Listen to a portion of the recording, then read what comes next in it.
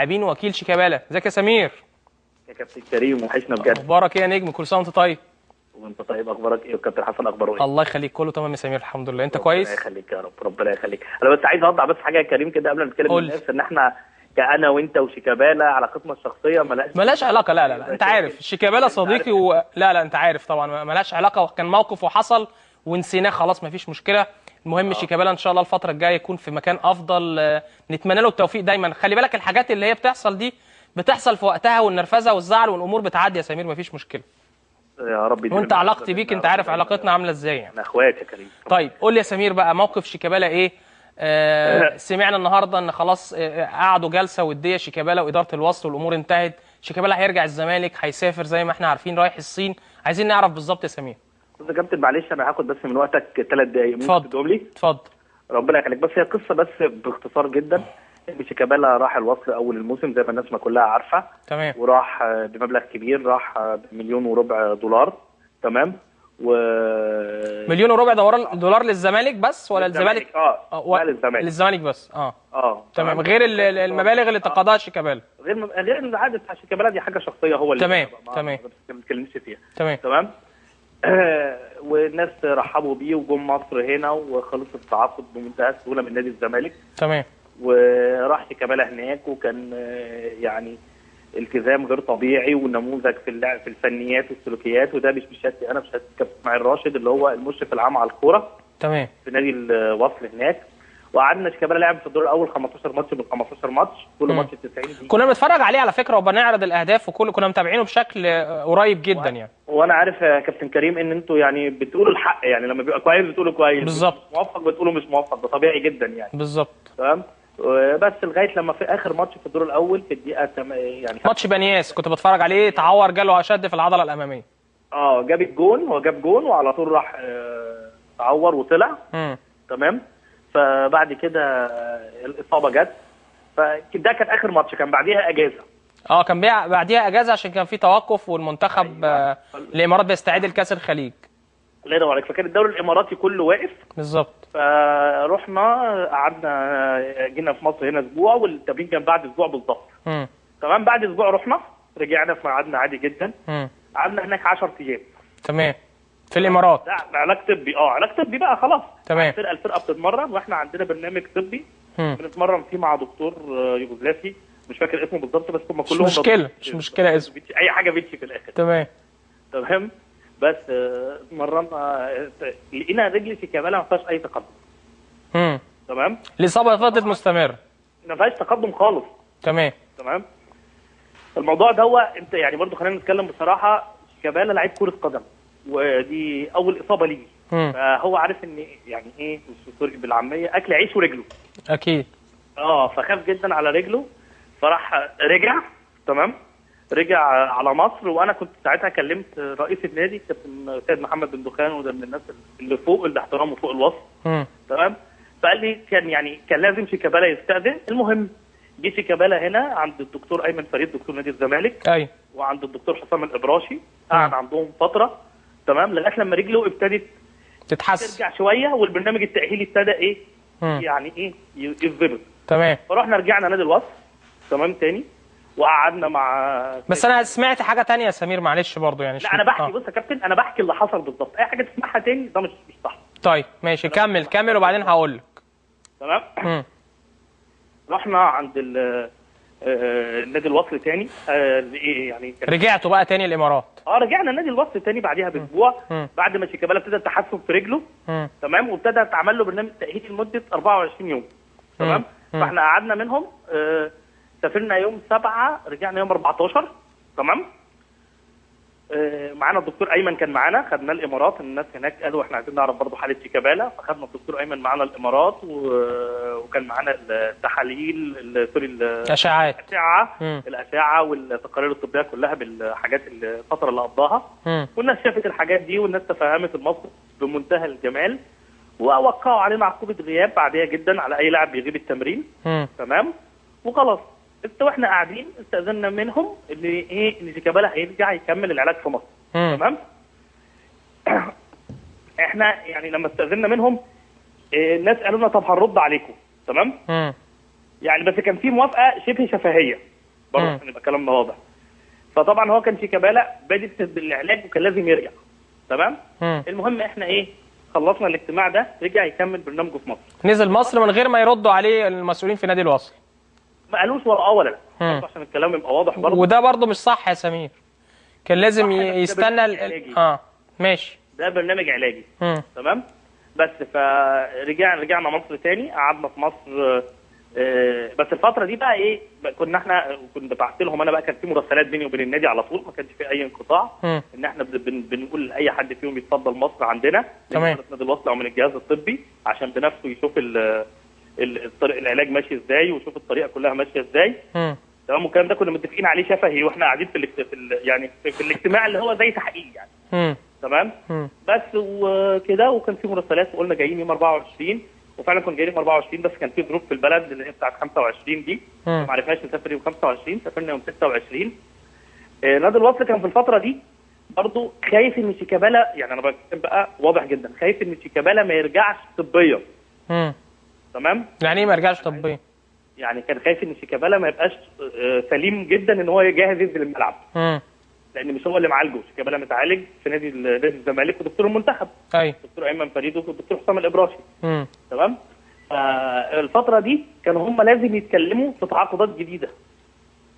فلما اللي هي فتره انتقالات يناير يعني. لان احنا برضو عايز اوضح حاجه كابتن، الفرق في الخليج كلها، واكيد انت عارف قطر او الامارات او السعوديه بيعتمدوا بنسبه 95% على الثلاثه الاجانب. بالظبط. الفرقه اللي ما فيهاش ثلاثه اجانب اقوياء، او بيلعب باثنين اجانب او الكلام ده، بيبقى اقل كتير قوي من الفرق الطبيعيه. فاداره الوصل كانت معذوره ان هي كانت لازم تتفاوض مع لعيب ثاني. تمام. فاحنا لما رجعنا كان في لعيب برازيلي راح، الناس قعدوا معانا بمنتهى الاحترام ومنتهى الشياكه ومنتهى كل حاجه، وخلصوا القصه. يا جماعه احنا طيب لعيبه كويسين مفيش مشكله. انت وضحت كده من وجهه نظرك اللي حصل يا سمير. عايز اكمل بس انا. طيب. يعني النهارده كمان السيد محمد بن دخان رئيس النادي بيكلمني، بيقول لي شوف انتوا هتيجي امتى انت وشيكابالا. احنا رجعنا مصر امبارح. ايوه. فبيقول لي شوف انتوا شيكابالا هتيجي ترجعوا امتى، عشان هم يعملوا لنا حفله تكريم علشان المستوى اللي قام بيه شيكابالا وعلى التزامه فنيا وسلوكيا في الفتره اللي كان فيها. تمام. عاملين لنا حفله تكريم دي ان شاء الله تبقى اول الشهر ان شاء الله. طيب على ميعادها، واكيد يعني هتبقى الناس كلها شايفاها. طيب عايز دي الحقيقه، اي حاجه غير كده انا ما اعرفش مين بقى اللي قالها. لا هو برضه في كلام طلع هناك، يعني انت عارف ان انا اعرف معلومات من ناس مصريين عايشين هناك، الصحافه الاماراتيه اتكلمت في حاجات مختلفه، لكن سيبنا من اللي فات وخلينا في الفتره اللي جايه. شيكابالا الفتره الجايه هيرجع نادي الزمالك، عنده عرض احتراف مثلا في الدول اللي لسه فتره القيد ما اتقفلتش فيها زي الصين والحتت. هل شيكابالا مقيد في قائمه الزمالك المحليه يا سمير؟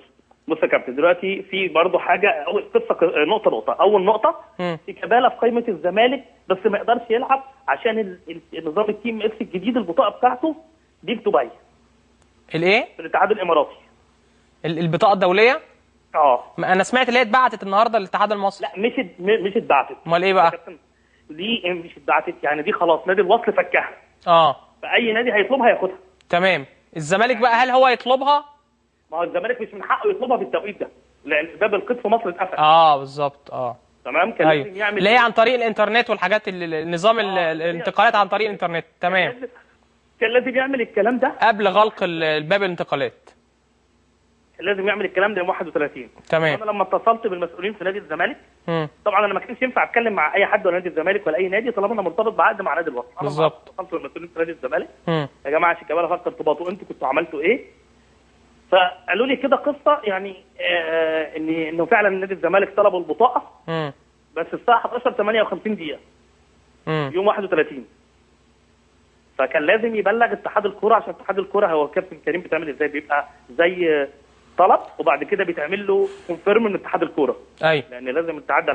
ف 11:58 كان لازم حد من النادي الزمالك، الناس المسؤوله عن التي ام اس ده، يكلموا اتحاد الكوره يقول لهم اعملوا كونفيرم. ايوه. عشان اتحاد الكوره اليوم ده كانوا قاعدين للساعه 7 ومشيوا. فما حدش عمل كونفيرم من الاتحاد. طيب يعني كده افهم من كلامك ان شيكابالا ما ينفعش يلعب محليا مع نادي الزمالك في الدوري. بص لغايه اللحظه اللي انا بكلمك فيها دي شيكابالا ما ينفعش. تمام. تمام. ممكن يحصل حاجه تغير الامور؟ والله بص، هو احنا ممكن نعمل طلب في الفيفا برضه، دي حاجه للكابتن كريم يعني برضه انفراد للبرنامج، ان احنا هنعمل طلب للفيفا عن طريق الاستاذ نصر عزام المحامي اللي هو في مستشار القانون بتاع نادي الزمالك، اكيد عارفه. ايوه. ان هو نادي الزمالك طلب. تمام. ايوه. بس فيعني احنا طيب لو ما نفعش القصه دي، شيكابالا ايه هيقعد 6 شهور مثلا مش هيلعب، ولا عنده عرض مثلا، او انت بتدور له على عرض في الدول اللي فيها؟ شيكابالا هيبقى قدامه حلين، يعني هيقعد 6 شهور من غير ما يلعب، يا اما هينتقل في الدوريات اللي هي فاتحه دلوقتي، اللي هي زي ايه كده؟ الكوري، الروسي، الاوكراني، الدنماركي، النرويجي، في كام دوله كده عندها لسه القيد مفتوح. بس لغايه الثانيه اللي انا بكلم حضرتك فيها دي انا ما دورتش، لان انا ما كنتش عارف ايه اللي هيحصل مع نادي الوصل.